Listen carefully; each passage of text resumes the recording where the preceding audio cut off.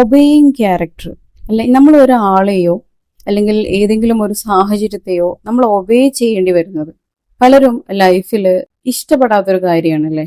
അതായത് നമ്മൾ അനാവശ്യമായിട്ട് മറ്റുള്ള ആളുകളെയോ അല്ലെങ്കിൽ ഏതെങ്കിലും ഒരു സാഹചര്യത്തെയോ നമ്മൾ ഒബേ ചെയ്യേണ്ടി വരും, നമ്മളെ ഇഷ്ടങ്ങൾ മാറ്റി വെക്കേണ്ടി വരും.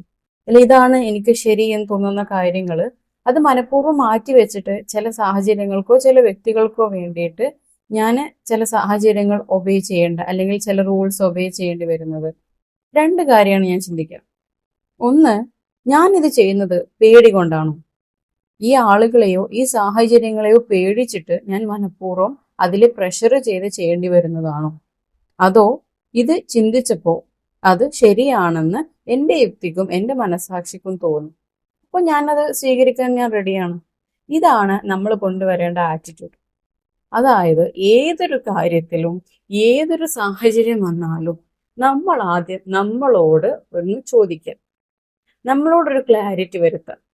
ഞാൻ ചെയ്യാൻ പോകുന്ന കാര്യം അതിൽ ഞാൻ ഓക്കെയാണ്, എന്താ പറയുക, എൻ്റെ മനസ്സ് അത് ശരിയാണെന്ന് പറയുന്നുണ്ട്, അല്ലെങ്കിൽ ആ കാര്യത്തോട് ഞാൻ യോജിക്കുന്നുണ്ട് എന്ന് എനിക്ക് 100% പോട്ടെ, ഒരു 90% എബോവ് ആയിട്ടെങ്കിലും എനിക്ക് ഓക്കെ ആണെങ്കിൽ ഞാൻ അതിന് വില്ലിങ് ആവാം.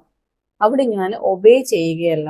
എന്നാൽ ഇതേ സ്ഥലത്ത് നമ്മൾ ഒബേയിങ് ക്യാരക്ടറായിട്ട് വരുന്നത് ചില കാര്യങ്ങൾ നമ്മളെ മുന്നിലേക്ക് വരുമ്പോൾ, ചില വ്യക്തികൾ വരുമ്പോൾ, ചില സാഹചര്യങ്ങൾ വരുമ്പോൾ എൻ്റെ മനസാക്ഷിക്കോ എനിക്കോ തീരെ യോജിക്കാൻ കഴിയാത്ത ചില സാഹചര്യങ്ങളിൽ അല്ലെങ്കിൽ ചില വ്യക്തികളോട് ഞാൻ പ്രഷറായിട്ട് അല്ലെങ്കിൽ എനിക്ക് ഒരു താല്പര്യവും ഇല്ലാതെ ഞാൻ അതിനോടൊക്കെ യോജിക്കേണ്ടി വരികയാണ്, ഞാൻ സമ്മതം പറയേണ്ടി വരികയാണ് എന്നുണ്ടെങ്കിൽ അവിടെയാണ് നമ്മൾ ഒബേയിങ് എന്നുള്ള കാര്യം നമ്മൾക്ക് ഒരു പ്രഷറായിട്ട് മാറുന്നത്.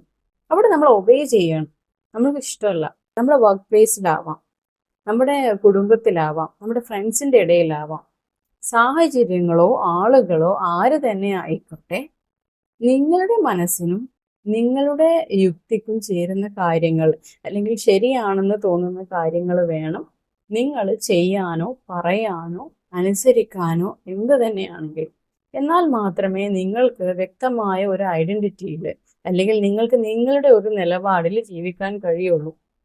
അപ്പോഴാണ് നമ്മൾക്കൊരു വ്യക്തി സ്വാതന്ത്ര്യം കിട്ടിയെന്ന് നമുക്ക് കണക്കാക്കാൻ കഴിയുള്ളൂ.